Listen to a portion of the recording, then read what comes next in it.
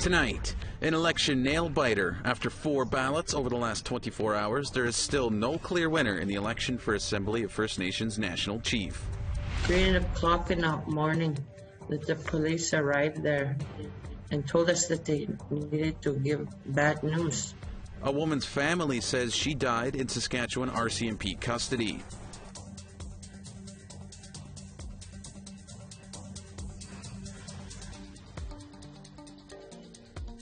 Good evening, welcome to APTN National News. I'm Daryl Stranger.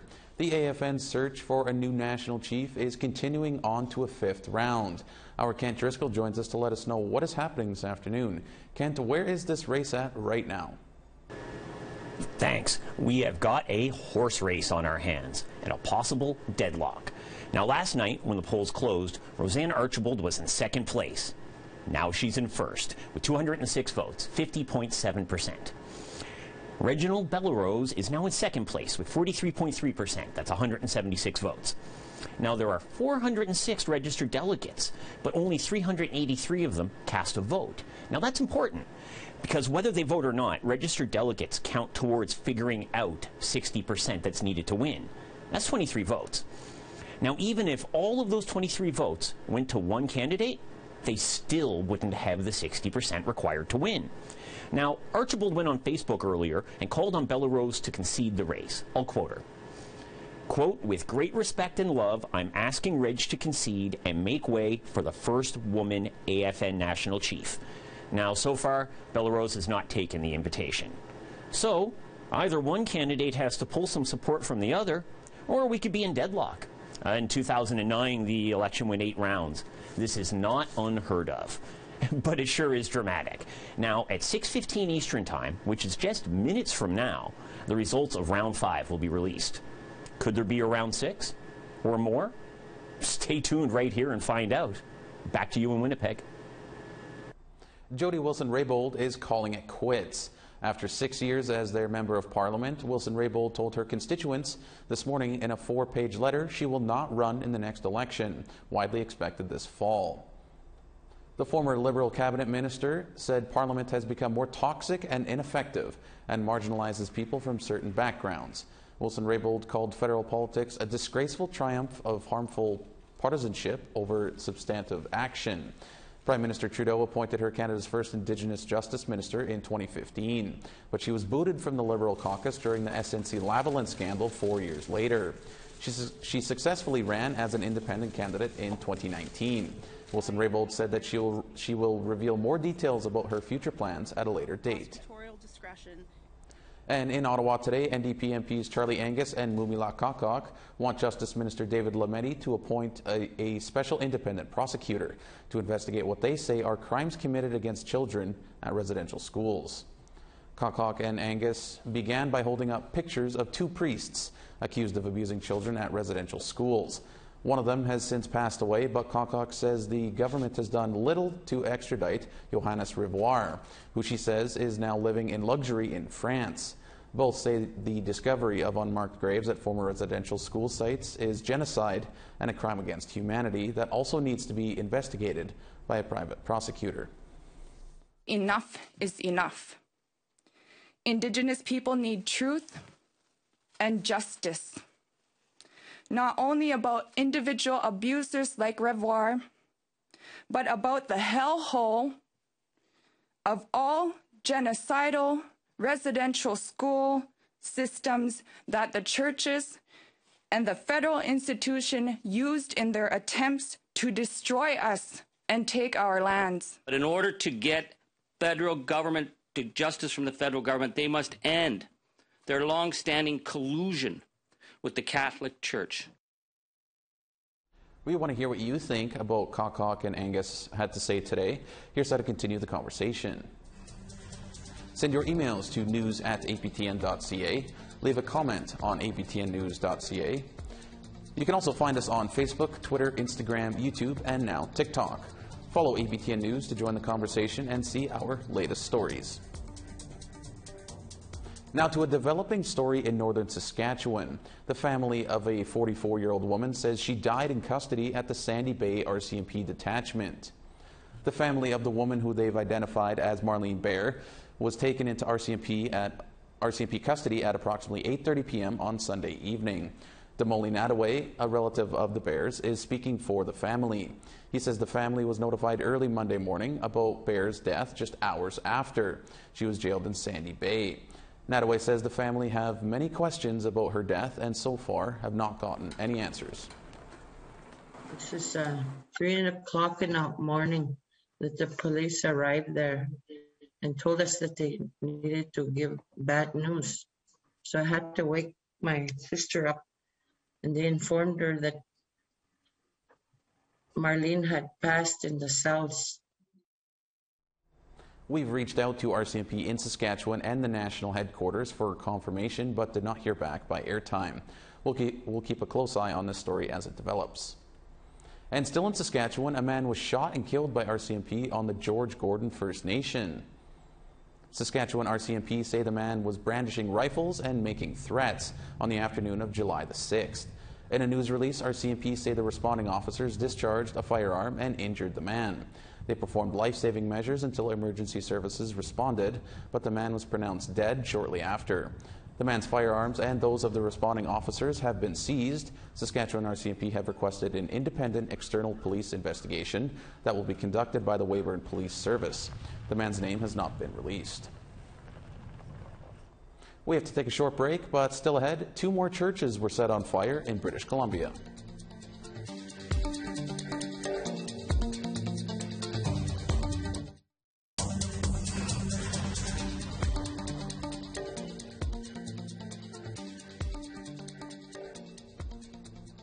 Welcome back. Over the last week, 2 more churches were set on fire in British Columbia. Both were Anglican churches in Tofino. The fire department put out the blaze, but in the community of Gitwangak, the church burnt to the ground. APTN's Lee Wilson has more. In northern BC, Gitwangak St. Paul's Anglican Church was captured burning on this social media video. It is the second suspicious fire in the last 2 weeks of the vacant structure, which stood in the community for over 100 years. The fire department put out the first blaze. This time, it burned to the ground. Multiple churches have burnt in BC since the discoveries of unmarked graves at residential schools. According to a press release, RCMP in Tofino responded to a fire at St. Columba Anglican Church this past weekend. Tofino Fire Department put out the blaze with minimal damage. RCMP are investigating both fires as suspicious. Investigators are aware of recent church fires occurring around the province and will share information with them to determine if there is a link. However, at this time, there is nothing indicating so. APTN contacted Gitwangak First Nation but did not receive a comment for the story. Lee Wilson, APTN National News, Kitimat. Over now to a potentially dangerous situation on Wednesday evening when a truck broke through barriers and ended up on the steps of the Manitoba Legislature in Winnipeg. The incident led many to speculate if it was related to the recent statues coming down and protests of the last week. On Thursday, police said they do not believe the incident is related at all to those events. A 33-year-old male was arrested and faces charges of dangerous operation of a conveyance, among other charges. He was released and admitted to a hospital for a medical assessment. Long Plain First Nation is set to face off in court against the province of Manitoba over their on-reserve marijuana store. Late last week, the province's Liquor, Gaming and Cannabis Authority filed suit against the First Nation, after suspending their license in May this year. But for Long Plain Chief Dennis Meaches, the case is about more than just a shutdown of their store. Chief Meaches, thanks so much for joining us. Tell us a little bit about the history of this dispensary. Okay, thank you very much for having me today.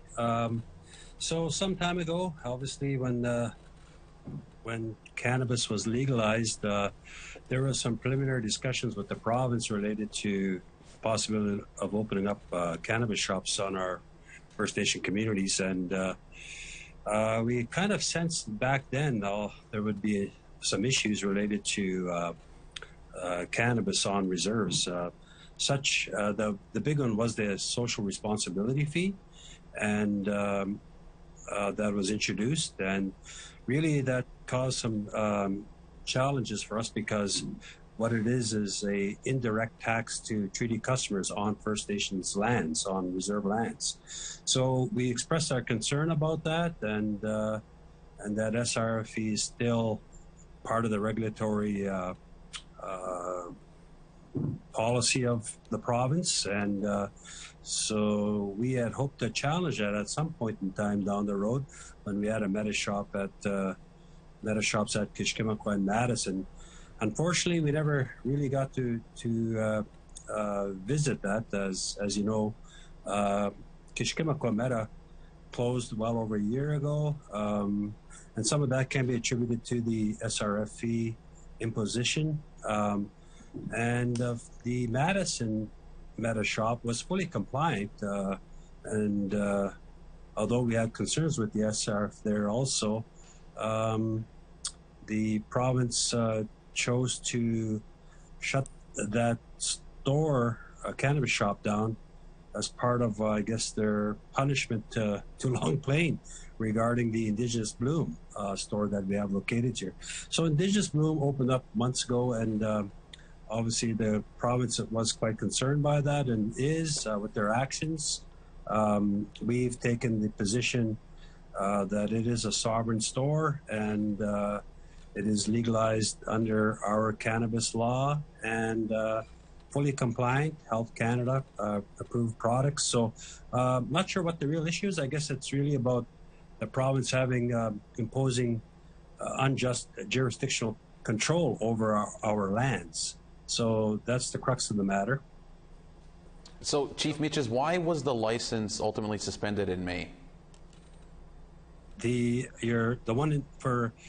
Because of Indigenous Bloom. I mean, the Madison Meta shop was fully compliant, doing very well, by the way. And the decision was made by the province to shut it down because they felt that we had an illegal store that was operating outside of their regulatory body, which is, in our opinion, at this point, doesn't reflect on us as we're moving towards a sovereign store and working with the federal government and Health Canada on what the approach we've taken here.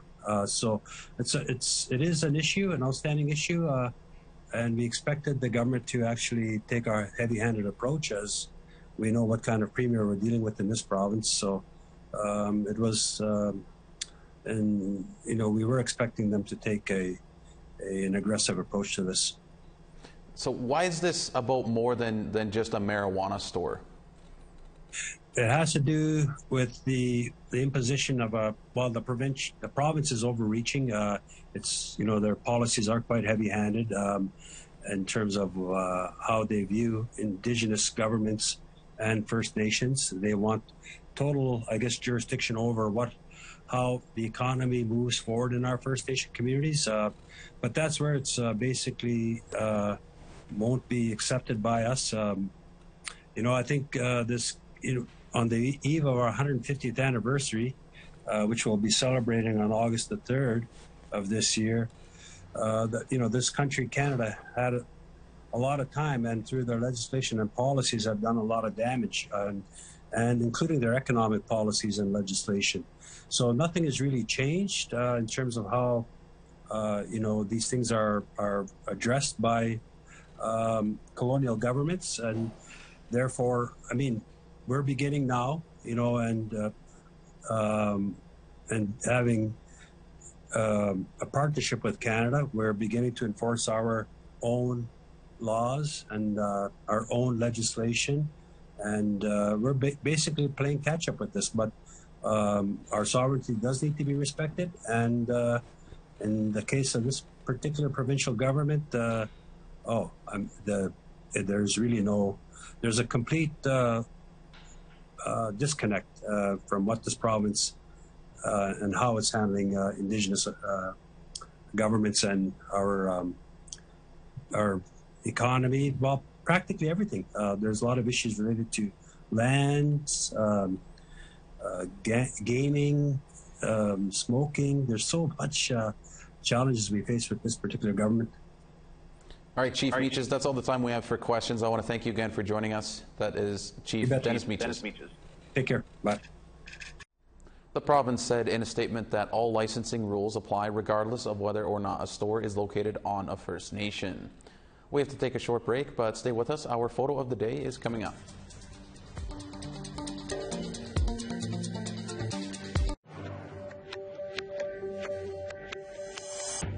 Welcome back. It's time now for our photo of the day. Our viewer and regular contributor Hope Linklater sent in this great shot of where the color of the sky and the waters blend into one. We invite all of our viewers to send their photos to share@aptn.ca and then tune in to see if your photo is our next photo of the day. Now let's take a look at tomorrow's weather forecast. Over in the east, 23 in rain in Halifax and 18 in St. John's. 18 degrees in a mix of sun and cloud in Nain and 19 in Happy Valley Goose Bay. 24 in rain in Quebec City and 24 in Val-d'Or. 21 in rain in Toronto and 21 in rain in Sarnia.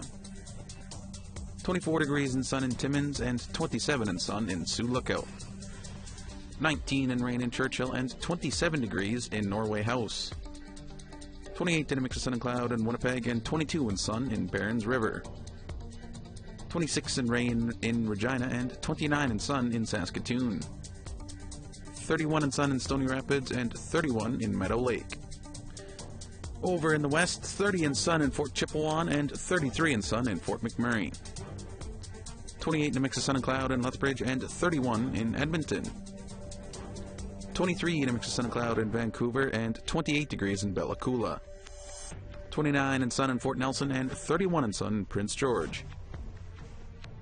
20 degrees in Old Crow and 22 degrees in Watson Lake. 29 in sun and cloud in Fort Simpson and 25 in Yellowknife. 18 degrees in Colville Lake and 21 in Fort McPherson. 17 in sun and cloud in Baker Lake and 14 in Chesterfield. 6 degrees in Iqaluit and 6 degrees in Clyde River.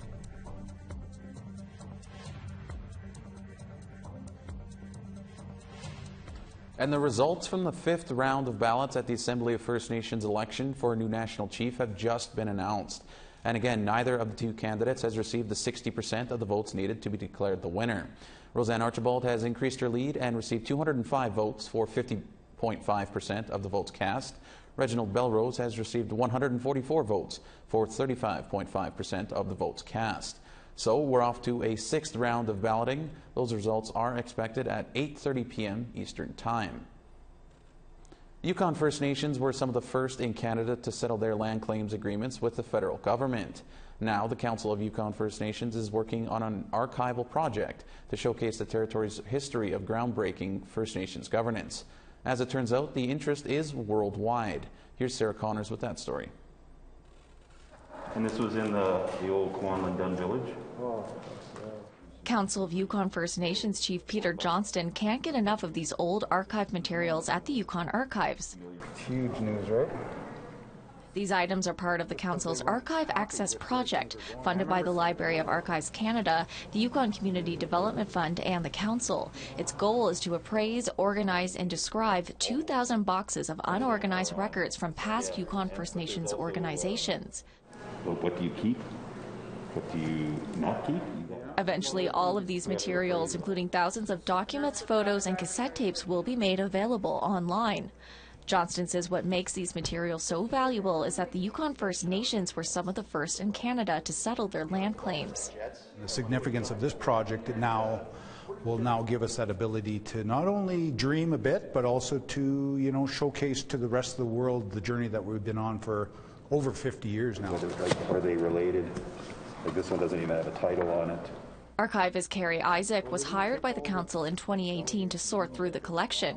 He says it sat largely untouched when it was moved from the Council's old building to the Yukon Archives vault over 2 decades ago. So a lot of the boxes were wrapped in plastic still, and they were wrapped in plastic when they were transferred over here in 95. For the past 3 years, he's been sorting and appraising thousands of items. That's my papa. Yeah? That's my dad, yeah.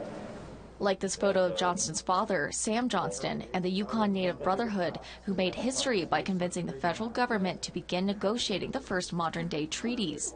Those negotiations led to this document, the Umbrella Final Agreement, the overall agreement of the Yukon Land Claims Package finalized in 1990.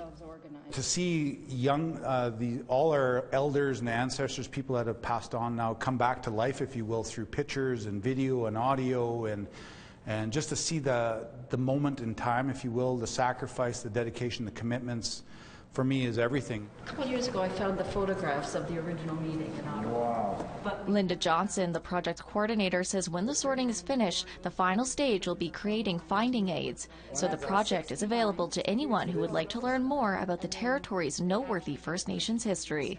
We are working on some of the most significant records, I would say worldwide, as well as Canadian record, and of course the record of Yukon history. Johnston says all of this is for the next generation. In my legacy of Grand Chief, I'm hoping this will be at the very top of the list because of the significance not only to our people, but the ability to retell that story is probably the most beneficial thing at the end of the day. Sarah Connors, APTN National News, Whitehorse. The Montreal Canadiens' miracle run for the Stanley Cup has come to an end. The Tampa Bay Lightning are taking home the Stanley Cup for the second consecutive season. And Lightning has struck twice, and the Tampa Bay Lightning are back-to-back Stanley Cup champions. The Lightning shut out the Habs 1-0 in a nail-biter, wrapping up the NHL Championship Series in 5 games. Lightning captain Steven Stamkos of Markham, Ontario, was the first to hoist the cup as a crowd of 18,000 people cheered on. The Habs were the last Canadian team to win the cup in 1993. That's all we have for you on this edition of APTN National News. We leave you with sights and sounds of a powwow put on by Peguis First Nation. I'm Daryl Stranger. Thank you for joining us.